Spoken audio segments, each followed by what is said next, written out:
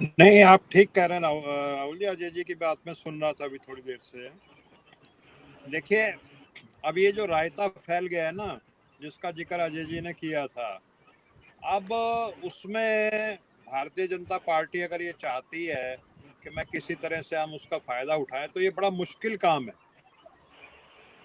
क्योंकि महाराष्ट्र में एक से एक खिलाड़ी बैठे हुए हैं, शरद पवार अपने अलग से कांटा डाल करके बैठे हुए हैं। और हो सकता है अगर शिवसेना में कुछ तोड़फोड़ हो तो जरूरी नहीं है उसका सारा लाभ बीजेपी को मिले।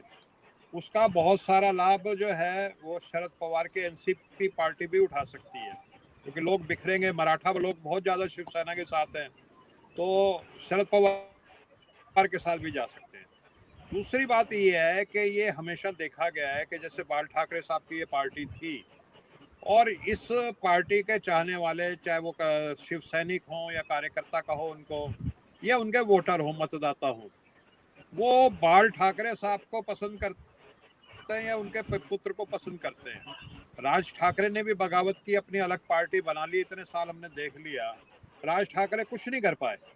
और इसी तरह जो अपने ये शिंदे साहब हैं, ये नेता नहीं बन सकते। ये हो सकता है 2-2.5 साल का जो खेल है उसमें कुछ कर दे। तीसरी बात ये है कि महाराष्ट्र की जो पॉलिटिक्स है वो बटी हुई है अपने अपने अलग अलग रीजन में।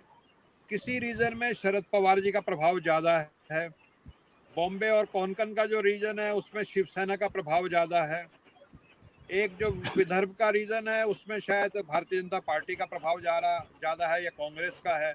तो चार अलग अलग जो महाराष्ट्र के हिस्से हैं उसमें इन चारों पार्टियों का प्रभाव अलग अलग है। और बीजेपी का जो हिंदुत्व है और शिवसेना का जो हिंदुत्व है या महाराष्ट्र का हिंदुत्व है, उसमें भी फर्क है। बीजेपी का हिंदुत्व है जय श्री राम, जबकि शिवसेना का जो हिंदुत्व है वो बेसिकली तो एक तो मराठा अस्मिता की बात करते हैं, दूसरा वहाँ पे गणपति बप्पा मौर्य ज्यादा चलता है, या विठल भगवान जो है वो बहुत ज्यादा माने जाते हैं। वहाँ जय श्री राम कम चलता है। तो बीजेपी के लिए जिसको कहते हैं ना फिशिंग इन दिस वाटर, इतना आसान होगा नहीं खेल जितना बीजेपी समझ रहे हैं। क्योंकि शरद पवार जी को भी कम करके नहीं आंकना चाहिए। बहुत बड़े राजनीति के चाणक्य रहे हैं। 38 साल की उम्र में वो मुख्यमंत्री बन गए थे पार्टियों में ऐसे ही तोड़ फोड़ करके।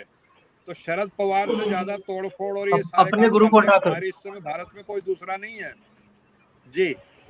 तो देखिए आगे, तो अब देखते हैं क्या होता है जी राहुल जी। और आप हमसे जुड़े रहने के लिए सब्सक्राइब करें YouTube पर, फॉलो करें ट्विटर पर और लाइक करें Facebook पर। और ज्यादा जानकारी के लिए आपको टाइप करना होगा सिर्फ न्यूज नशा।